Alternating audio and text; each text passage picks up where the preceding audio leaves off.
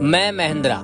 गाँवों में मुझे सब लोग जॉनी सिंस के नाम से चिढ़ाते हैं क्योंकि मैं आगे से उठता ज्यादा हूँ। मेरा छोटा शरीर और इतना सारा काम देखकर आप ये सोच रहे होंगे मेरी खुवाई काजू बादाम लौड़ा लहसन से की जाती होगी। मुझे तो तेल भी अंगुलों से नाप के दिया जाता है। एक अंगल है, महेंद्रा है, खेत पे से लौट आया हुआ। मेरे एक बड़े भैया भी हैं 605।